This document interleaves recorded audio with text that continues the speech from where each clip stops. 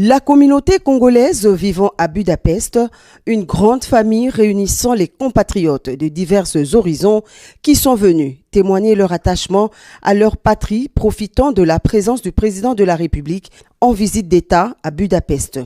D'entrée de jeu, actualité oblige, le président de la République Félix-Antoine Tshisekedi Tshilombo a fait observer 1 minute de silence en mémoire de Dikembe Mutombo, ancien basketteur de la NBA et philanthrope d'origine congolaise décédé lundi. Restez encore debout pour quelques secondes pour nous recueillir en mémoire d'un de nos compatriotes, un illustre compatriote qui a fait la fierté de notre pays et même de notre continent.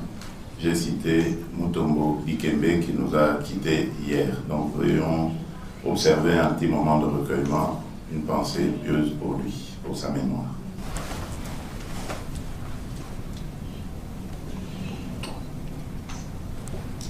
Je vous remercie.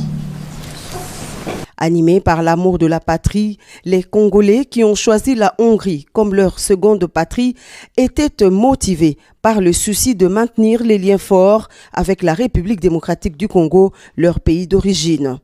Dans son discours devant ses compatriotes, le président de la République a abordé plusieurs sujets d'actualité liés à la marche du pays, notamment les défis sécuritaires et l'épineuse question du dialogue politique qui alimente l'actualité au pays. Ici, je voudrais être clair avec vous, je ne suis pas à l'origine d'une telle initiative, car pour moi, le pays n'est pas en crise politique pour chercher à tenir encore des dialogues qui vont aboutir sur des arrangements, qui vont encore mettre le pays entre parenthèses. Nous ne voyons vraiment pas ni la nécessité ni l'urgence, mais moi, comme toujours, et avec tous mes compatriotes, j'ai toujours eu les bras tendus, les bras ouverts pour parler avec quiconque le voudrait. Donc ici, je voudrais vous informer que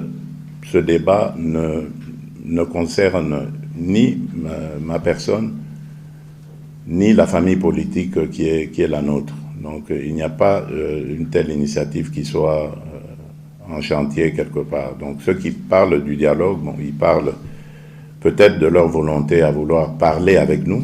Et là, je le dis, la disponibilité est là.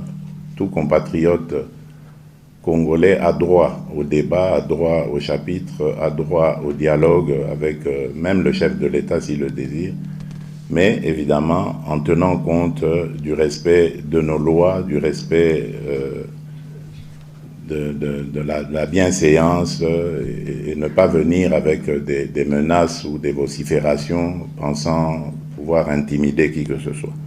Une séance de questions-réponses a permis aux membres de la communauté congolaise de Hongrie d'exprimer leurs préoccupations et leurs espoirs. Des sujets variés ont été abordés, notamment l'éducation et les opportunités d'investissement en RDC.